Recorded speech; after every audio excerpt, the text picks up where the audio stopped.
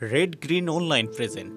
শেখ হাসিনাকে ফিরিয়ে আনার ব্যাপারে যে চিঠিটা দেওয়া হয়েছে সেটা আমরা যেটুকু বিভিন্ন মাধ্যমে বুঝেছি যে এখনো পর্যন্ত ভারতের অবস্থান হয়তো পারে তাকে ফিরিয়ে দেওয়া হবে না। না, এটা আসলে গ্যাপের প্রশ্ন। পুরো প্রক্রিয়াটা যদি আপনি খেয়াল করেন, সংস্কার কমিশনগুলো যারা কাজ করছে সকল রাজনৈতিক দল বিএনপি সহ কিন্তু তাদের কাছে লিখিত মতামত দিয়েছে।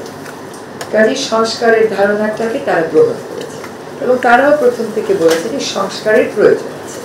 এখন যে কোনো একটা রাজনৈতিক দল তার রাজনৈতিক বক্তব্য রাখতেই পারে, তার একটা অডিয়েন্স আছে, সে তার মতন করে তার কথা বলবে, এখানে গ্যাপের বিষয় না।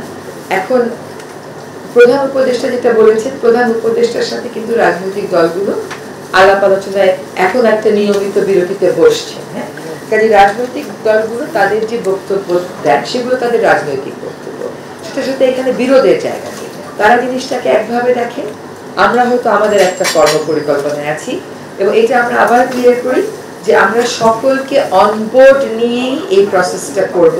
এবং আমাদের প্রধান উপদেষ্টা মহোদয় নিজে বলেছেন যে এখনকার কমিশনটা হবে কনসেনসাস কমিশন, রাজনৈতিক দলগুলোর সাথে মতৈক্য করার জন্য একটা কমিশন হবে, সেটা তিনি নিজেই তার প্রধান থাকবেন। তাই এটা উনি এটাকে সর্বোচ্চ গুরুত্ব দিয়েছেন।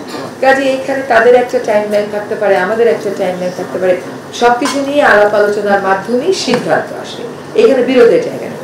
যে এই ৬টা কমিশনকেও কিন্তু আমরা আরো ১ মাস সময় দিয়েছি, তার একটা কারণ আছে।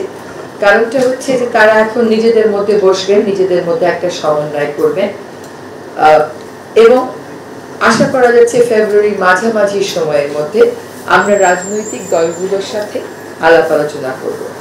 আমরা ভিন্ন ভিন্ন প্ল্যাটফর্মে থেকে কথা বললেও আমরা আবার একসাথে বসেও কথা বলি। তো বিএনপি মহাসচিব যেটা বলেছে, উনি একজন রাজনৈতিক দলের মুখপাত্র হিসেবে উনি কথা বলেছে, আমরা আমাদের জায়গা থেকে কথা বলেছি।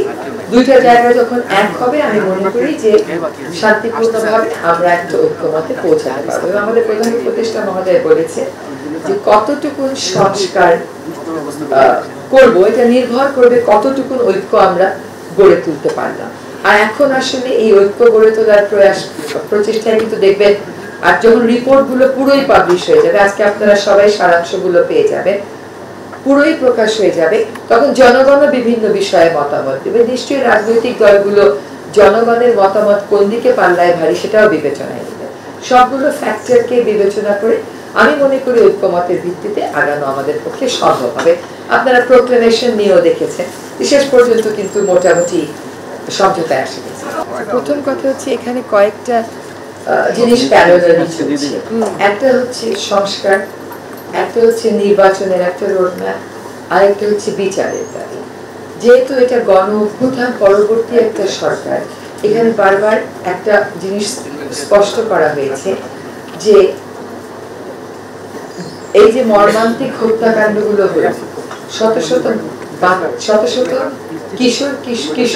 কিশোরী তাদের দৃষ্টিশক্তি হারালো, এইগুলোর বিচার না হওয়া পর্যন্ত যাদেরকে এইগুলোর ব্যাপারে অভিযুক্ত করা হয় তাদের সাথে রাজনৈতিক আলোচনার স্পেস কতটুকু, it's still a big question mark.